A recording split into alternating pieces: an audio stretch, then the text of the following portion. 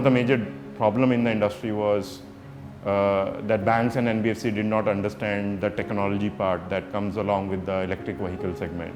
The capital flow is inadequate and the interest rates are high, which makes it difficult for them to sustain in the longer term. So our overall goal is to basically reduce the cost of EVs to the end customer so that livelihood becomes better. So we have a very unique structure in terms of our model, so which is both FinCo and TechCo, where FinCo is the lending arm and basically TechCo is the technology arm. First of all, when we check the CIBIL scores and we check the credibility of a person, we see how much a person can earn. So when we check these things that, for example, a person is earning 500 a day, so we do check that whether a 4,000 EMI or a 5,000 EMI would be sufficient for, like, he would be able to pay it or not, along with their day-to-day expenses.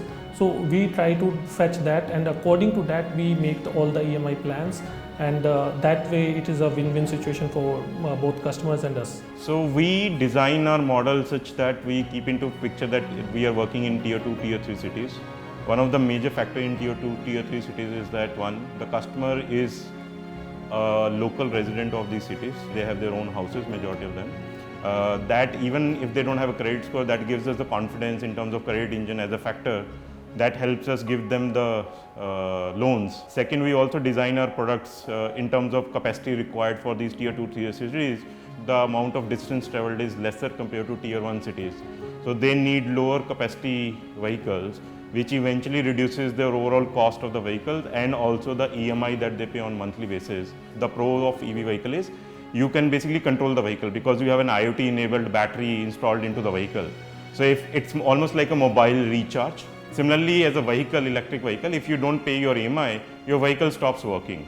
And even in terms of collection, because the technology is involved, customer can pay the money sitting at their home and their vehicle automatically starts after paying the EMI. So technology reduces the collection cost, which eventually reduces the cost that the borrower has to pay in terms of the EMI, because collection cost eventually is incorporated in your EMI schedules also. When we are financing to the gig people, and now since they are seeing themselves as an entrepreneur, they are also this is also creating a job market for everyone, and they can, the e-rickshaw people, the gig workers, they can also deploy other e-rickshaws and employ other people. So there is a big market, job creation, and even from the EV perspective, see, since there is a manufacturing industry at the back end, there is an importing industry at the back end. So there is a big market and there is a big job opportunity being created here. When we came into EV financing market, we realized that a lot of our customers used to see a lot of downtime because whenever a battery or a vehicle used to need service or they break down, a typical dealer will take 5 to 7 days at least to get their vehicles up and running. In the meantime, our micro entrepreneurs who were earning 900 rupees per day, they will lose approximately 5,000 to 6,000 rupees on a regular basis. Plus, they will have a lot of maintenance and etc. where they will spend money.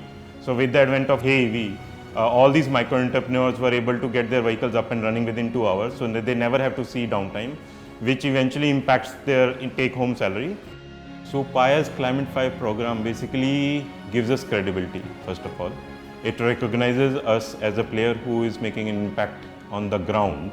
Since we are providing them lithium-ion batteries, that plays a vital role in reducing the carbon emission, like 2 to 4 tons of carbon emissions are being reduced by usage of lithium-ion battery in a single e-rickshaw. With the advent of HeyEV, we are able to provide this financing at a lower cost, and basically this is what, for me, respect and dignity means independence and freedom. If I have freedom to do whatever I want to do, this is dignity for me in work. Being in a micro entrepreneur industry, since we are providing tier 2, the gig workers in tier 2, tier 3 industries with the affordable plans, they feel like they have an opportunity to grow further.